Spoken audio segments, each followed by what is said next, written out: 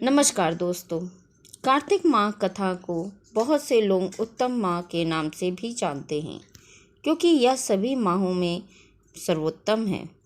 यदि आपका कोई विशेष कार्य लंबे समय से अटकता चला आ रहा हो तथा उसमें अनेक प्रकार की बाधाएं उत्पन्न हो रही हों, तो आपको कार्तिक माह के अंतर्गत नियमित रूप से नदी के तट पर दीपदान करना चाहिए।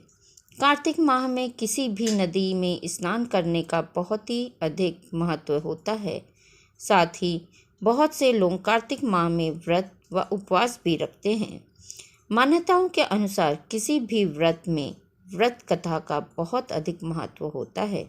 अतः यदि आप कार्तिक मास का पूर्ण लाभ उठाना चाहते हैं तो कार्तिक मास की कथा का पाठ अवश्य करें। कार्तिक मास की कथा कुछ इस प्रकार है कि किसी गांव में एक बुढ़िया रहती थी और वह कार्तिक का व्रत रखा करती थी। उसके व्रत खोलने के समय कृष्ण भगवान आते और एक कटोरा खिचड़ी का रख कर चले जाते। बुढ़िया के पड़ोस में एक औरत रहती थी। वह हर रोज़ यह देखकर ईर्ष्या करती कि इसका कोई नहीं है, फिर भी इसे खाने के लिए खिचड़ी मिल रही। एक दिन कार्तिक महीने का स्नान करने बुढ़िया गंगा गई।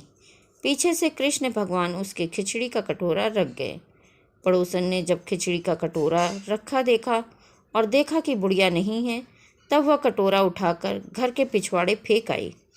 कार्तिक स्नान के बाद बुढ़िया घर आई तो उसे खिचड़ी का कटोरा नहीं मिला।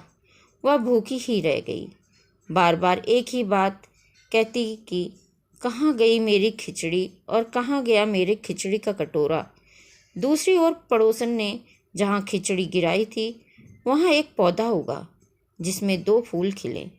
एक बार राजा उस ओर से निकला तो उसकी नज़र उन दोनों फूल पर पड़ी और वह उन्हें तोड़कर घर ले आया। घर आने पर उसने वह फूल रानी को दिए, जिन्हें सूंघने पर रानी गर्भवती हो गई। कुछ समय बाद रानी ने 2 पुत्रों को जन्म दिया।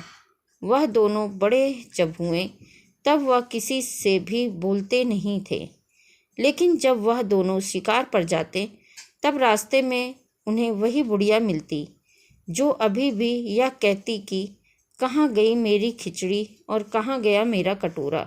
बुढ़िया की बात सुनकर वह दोनों कहते कि हम हैं तेरी खिचड़ी और हम हैं तेरा कटोरा। हर बार जब भी वह शिकार पर जाते तो बुढ़िया यही बात कहती और वह दोनों वही उत्तर देते। एक बार राजा के कानों में यह बात पड़ गई।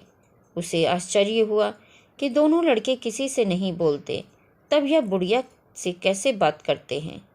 राजा ने बुढ़िया को राजमहल बुलवाया और कहा कि हमसे तो किसी से ये दोनों बात नहीं करते, तुमसे यह कैसे बोलते हैं। बुढ़िया ने कहा कि महाराज, मुझे नहीं पता कि ये कैसे मुझसे बोल लेते हैं। मैं तो कार्तिक का व्रत करती थी और कृष्ण भगवान मुझे खिचड़ी का कटोरा भर कर दे जाते थे। एक दिन मैं स्नान करके वापस आई तो मुझे वह खिचड़ी नहीं मिली।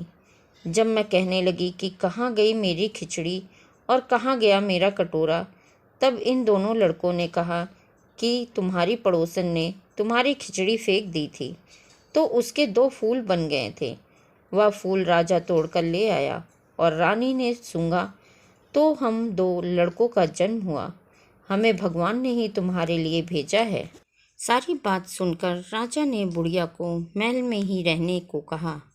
हे कार्तिक महाराज, जैसे आपने बुढ़िया की बात सुनी वैसे ही आपका व्रत करने वालों की भी सुनना।